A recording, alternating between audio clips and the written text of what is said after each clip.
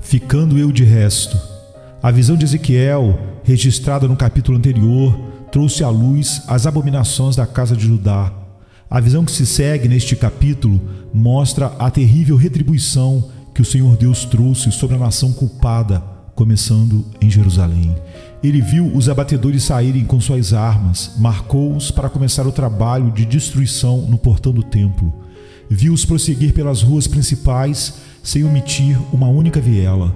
Mataram totalmente todos aqueles que não estavam marcados com a marca do tinteiro do escritor em suas frontes. Ele ficou sozinho, aquele profeta do Senhor, poupado no meio da carnificina universal.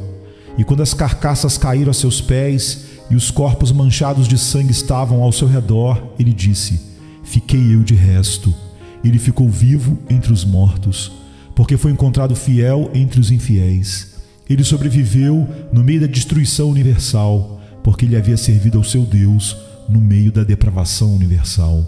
Agora, separaremos a frase completamente da visão de Ezequiel e nos apropriaremos dela.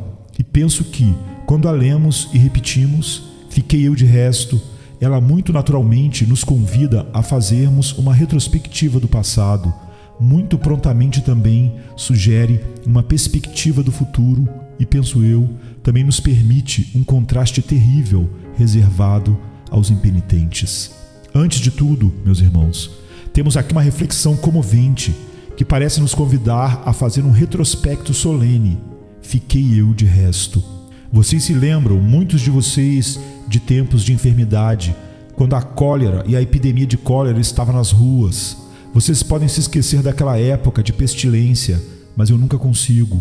Quando os meus deveres do meu pastorado me chamavam continuamente para caminhar entre suas famílias assoladas pelo terror e ver os moribundos e os mortos.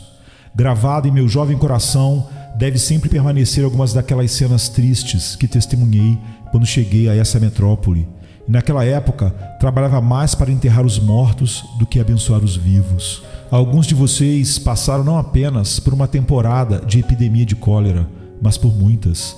E também estiveram presentes em ambientes onde a febre prostrou centenas e onde a praga e outras doenças terríveis esvaziaram suas aljavas. E toda a flecha encontrou seu alvo no coração de algum dos seus companheiros. No entanto, você ficou de resto. Você andou entre os túmulos, mas não caiu em um deles.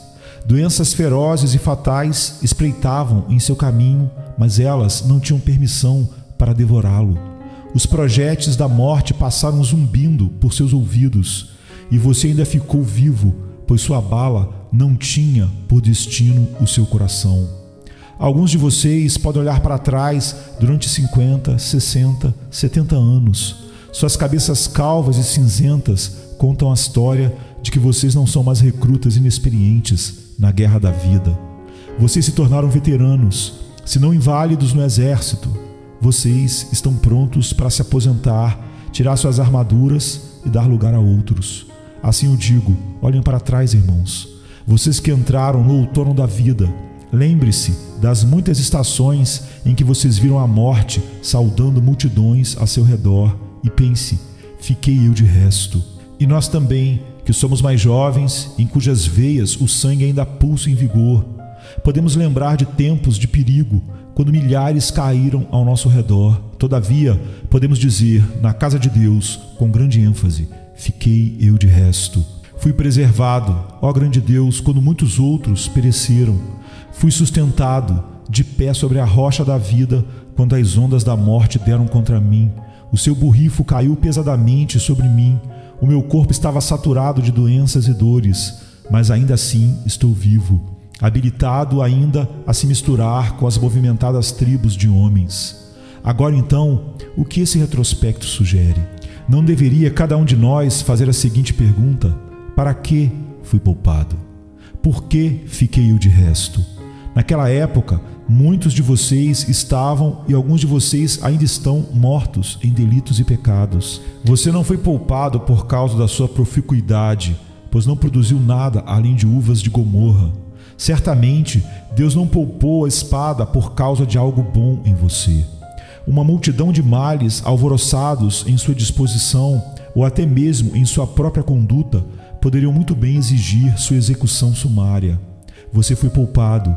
Deixe-me perguntar o porquê. Seria por causa da misericórdia que ainda pode visitá-lo? Da graça que ainda pode renovar sua alma? Seria essa a sua constatação? Teria a graça soberana vencido você, derrotado seus preconceitos, derretido seu coração gelado, quebrado sua vontade inflexível em pedaços?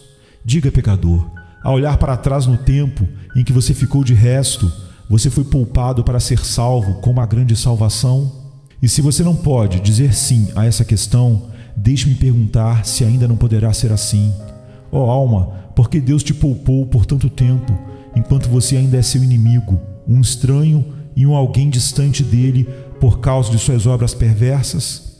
Ou pelo contrário, teria ele te poupado e eu tremo com a simples menção da possibilidade, teria ele prolongado seus dias para que suas inclinações fossem desenvolvidas, para que você ficasse mais maduro para a condenação, para que você pudesse alcançar a visível medida de sua iniquidade e depois descer a cova como um pecador cauterizado e ressequido, como madeira pronta para o fogo? Seria esse o caso? Serão esses momentos de preservação estragados por más delitos ou serão entregues ao arrependimento e à oração?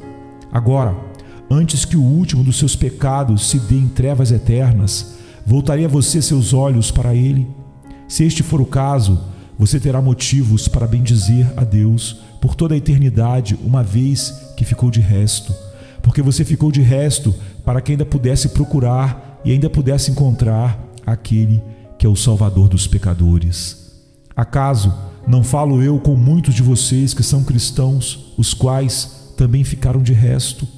Quando os santos melhores do que vocês foram arrancados dos vínculos terrenos e dos laços familiares, quando estrelas mais brilhantes do que vocês foram encobertas pela noite, não teve você permissão para ainda brilhar com seu pobre raio vacilante? Porque assim foi, ó grande Deus, porque fiquei eu de resto neste momento? Deixe-me fazer a mim mesmo essa pergunta. Ao me poupar por tanto tempo, meu Senhor, não tens algo a mais para que eu faça? Não haveria algum propósito ainda não concebido em minha alma, o qual você ainda apontará para mim, para cuja realização ainda me dará graça e força e me poupará ainda um pouco mais? Acaso sou eu ainda imortal ou pelo menos protegido de todas as flechas da morte, porque o meu trabalho ainda está incompleto? Acaso a contagem dos meus dias é prolongada, porque a tarefa a ser realizada ainda não chegou à sua completude? Então me mostre o que o Senhor gostaria que eu fizesse. Uma vez que fiquei eu de resto, ajude-me a perceber como um homem especialmente consagrado, deixado por um propósito, reservado para algum fim. Do contrário, teria sido eu comida para vermes há muitos anos, e meu corpo se volta desfazendo-se em direção à Mãe Terra. Cristão, assim eu digo, sempre esteja se fazendo essa pergunta. Mas se faça essa pergunta especialmente quando você for preservado em tempos de doenças, epidemias e mortalidade incomuns. Se fiquei eu de resto, por que assim fiquei eu? Por que não fui levado para a minha moradia celestial? Por que não entrei em meu descanso? Grande Senhor e Mestre, mostre-me o que você quer que eu faça e me dê graça e força para fazê-lo. Vamos mudar o foco do retrospecto por um momento e olhar para a misericórdia poupadora de Deus sob outro prisma. Fiquei eu de resto. Alguns de vocês aqui presentes, cuja história eu conheço bem, podem dizer: fiquei eu de resto, e dizê-lo com ênfase especial.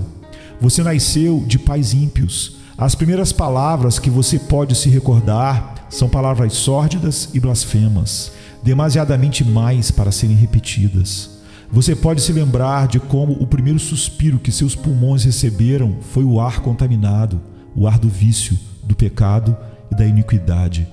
Você cresceu juntamente com seus irmãos e suas irmãs, lado a lado. Vocês encheram o lar de pecado. Vocês e seus irmãos prosseguiram em seus crimes juvenis e se motivaram em maus hábitos. Assim, vocês cresceram até a idade adulta e então se uniram em laços de malícia, como também em laços de consanguinidade. Vocês aumentaram em número, acolheram novos associados. À medida que seu círculo familiar aumentava, do mesmo modo evidenciava-se ainda mais sua conduta. Todos vocês conspiraram para quebrar o dia do Senhor. Vocês engendraram o mesmo esquema e perpetraram as mesmas impropriedades. Talvez vocês possam se lembrar da época em que sempre se costumavam fazer convocações aos domingos, e um desdém pela piedade era expresso em resposta a tal convocação. Vocês se lembram como um e outro dos seus antigos camaradas morreram. Vocês os seguiram até suas sepulturas, e sua alegria contida por um pouco de tempo, logo eclodiu novamente. Então uma irmã morreu, mergulhada até os lábios em infidelidade. Depois disso, um irmão padeceu. Ele não tinha esperança em sua morte. Tudo para ele era escuridão e desespero. E assim, pecador, você viveu mais que todos os seus camaradas. Se você está disposto a ir para o inferno, deve seguir por uma trilha já traçada, um caminho que, ao olhar para trás, na trilha que já percorreu, está manchado de sangue, para que você possa se lembrar de como tudo isso foi antes de você ir para a sepultura, em tristeza sombria, sem um indício ou vislumbre de alegria. E agora você ficou de resto, pecador. E louvado seja Deus, para que talvez você possa dizer sim, e não apenas fiquei eu de resto, mas estou aqui na casa de oração. E se eu conheço o meu próprio coração, que há nada que eu devo odiar a tal ponto que não viver minha antiga vida novamente. Aqui estou eu, e nunca acreditei que estaria aqui. Olho com tristeza no passado em direção àqueles que partiram, mas apesar de lamentá-los, expresso minha gratidão a Deus por não estar em tormentos, não no inferno, mas ainda estou aqui, sim, e não apenas aqui, mas tendo a esperança de que um dia verei a face de Cristo e permanecerei em meio a mundos resplandecentes, vestido em sua justiça e preservado por seu amor. Você então ficou de resto, e o que deveria você dizer? Deveria você se gabar? Ah, não. Seja duplamente humilde. Deveria você levar a glória para si mesmo? Não. Coloque a coroa sobre a cabeça da livre, rica e merecida graça, da soberania de Deus. E o que deveria você fazer acima de todos os outros homens? Você deve ser duplamente comprometido em servir a Cristo. Como você serviu o diabo por toda parte, até que você veio a servi-lo exclusivamente, e como seus companheiros todos partiram, então, pela graça divina, que você se comprometa com Cristo, se comprometa em segui-lo, ainda que todo mundo o desprezasse, que você se comprometa a aguentar até o fim, e mesmo se todo aquele que professar fé se tornar apóstata, ainda assim possa ser dito de você: ele ficou de resto, sozinho perdurou em pecado enquanto seus companheiros morreram, e então sozinho perdurou em Cristo quando seus companheiros o abandonaram.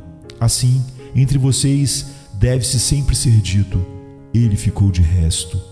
Isso ainda sugere mais uma abordagem ao mesmo retrospecto.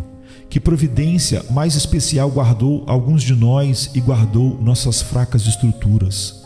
Alguns de vocês, em particular, ficaram de resto com tal idade que, ao recordar seus dias de juventude, lembram-se muito mais dos seus parentes no túmulo do que aqueles que permanecem no mundo. Lembram-se mais daqueles debaixo da terra do que daqueles que acima dela ficaram. Nos seus sonhos, você é aquele associado aos mortos. Ainda assim, você foi deixado de resto, preservado em meio a 1000 perigos da infância, depois mantido em sua juventude, guiado com segurança sobre os bancos de areia e as areias movediças de uma idade madura e sobre as rochas e recifes da idade viril. Você foi levado para além do período comum da vida mortal, e apesar disso, você ainda está aqui, 70 anos expostos à morte continuamente, e ainda preservados até que você tenha chegado quase, e talvez, aos seus 80 anos. Você ficou de resto, meu querido irmão. E por que então ficou de resto? Porque assim é, irmãos e irmãs, que tudo tenha passado. Porque assim é que seus antigos colegas de escola gradualmente diminuíram em número. Você não pode se recordar de alguém que, estando vivo, tenha sido seu companheiro na juventude. Como é que agora você, que viveu um período bom e prolongado de tempo, vê novos nomes em todas as portas de loja, vê novos rostos na rua e vê renovado tudo aquilo que você viu nos dias da sua juventude? Por que você foi poupado? Seria você um homem não convertido? Seria você uma mulher não convertida? Para qual propósito você foi poupado? Será que assim foi para que você pudesse ser salvo na 11ª hora? Deus conceda que assim seja para você. Ou então, será que você foi poupado até ter conduzido a si próprio em pecado para as profundezas mais baixas do inferno, para que você possa ir para lá como o pior pecador por causa dos repetidos avisos frequentemente negligenciados? Você é poupado por isso? Ou será que assim é para que ainda possa ser salvo? Mas você é um cristão, então não é difícil para você responder a pergunta: por que você foi poupado? Não acredito que exista uma mulher idosa na terra, morando no chalé mais obscuro da Inglaterra e sentada esta noite em um sótão escuro, com sua vela apagada, sem meios para comprar outra. Não acredito que aquela mulher seria mantida fora do céu por 5 minutos, a menos que Deus tivesse algo para ela fazer na terra. E eu não acho que aquele homem de cabelos grisalhos ainda seria preservado aqui, a menos que houvesse algo para ele fazer. Diga, homem já idoso, conte a história dessa graça preservadora que o manteve vivo até agora. Diga aos seus filhos e aos filhos deles que Deus é este em quem você confiou. Levante-se como um patriarca respeitável e conte como ele te libertou em 6 problemas e em 7 nenhum mal pôde tocá-lo. E dê às próximas gerações seu fiel testemunho de que sua palavra é verdadeira e que sua promessa não pode falhar.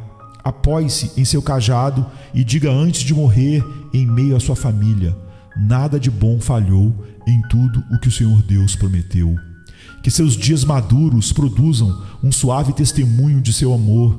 E à medida que você avança em dias cada vez mais, que você também avance cada vez mais no conhecimento e na garantia confirmada da imutabilidade de seu conselho, da veracidade do seu juramento, da preciosidade do seu sangue e da certeza da salvação de todos aqueles que confiam nele.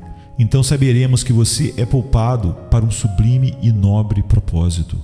Você o dirá com lágrimas de gratidão e ouviremos com sorrisos de alegria: eu fiquei de resto.